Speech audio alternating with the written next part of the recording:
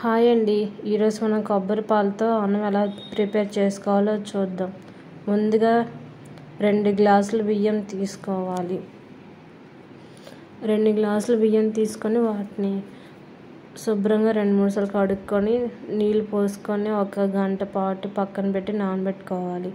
ఈలోపు mixie jar తీసుకొని అందులో 2 కొబ్బరికాయలను పగలగొట్టి ఆ కొబ్బరికాయలను ముక్కలుగా కోసి మిక్సీ జార్లో వేసి ముందుగా నీళ్ళు పోయకుండా మెత్తగా రుబ్బుకొని ఆ తర్వాత 2 గ్లాసులు నీళ్ళు పోసుకొని మళ్ళీ మిక్సీ పట్టుకోవాలి. మిక్సీ పట్టుకున్న తర్వాత కొబ్బరి పాలు అనేది తయారయ్యిద్ది. ఆ కొబ్బరి పాలని ఇలాంటి జల్లెల్లో మనం వడగట్టుకోవాలి. ఆ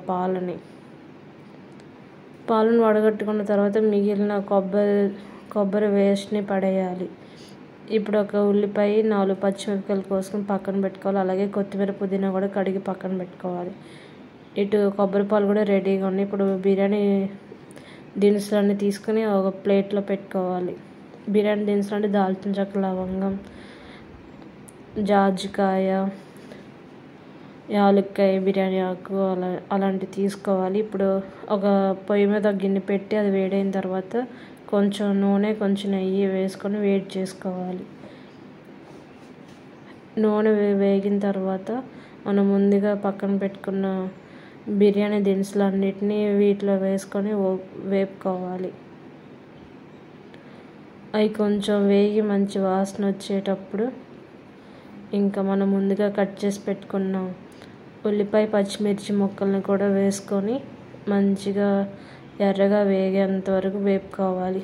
ఆ తర్వాత కొద్దిగా అల్లం వెల్లుల్లి పేస్ట్ వేసుకొని ఇది కూడా పచ్చివాసన పోయి మంచి వాసన వచ్చేంత వరకు వేపుకోవాలి.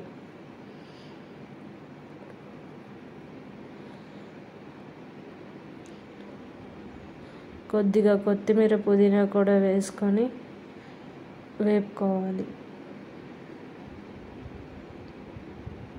మీరు కావాలంటే కరివేపాకు కూడా వేసుకోవచ్చు, మీ ఇష్టం. ఇప్పుడు మనం ముందుగా అరగంట పాటు నానబెట్టుకున్న బియ్యాన్ని నీళ్ళు లేకుండా ఇందులో వేసుకొని ఒక హై ఫ్లేమ్లో 2 మినిట్స్ బాగా వేపుకోవాలి. ఆ తర్వాత 2 గ్లాసుల బియ్యానికి 2 గ్లాసులు కొబ్బరి పాలు, 2 గ్లాసులు నార్మల్ వాటర్ పోసుకోవాలి.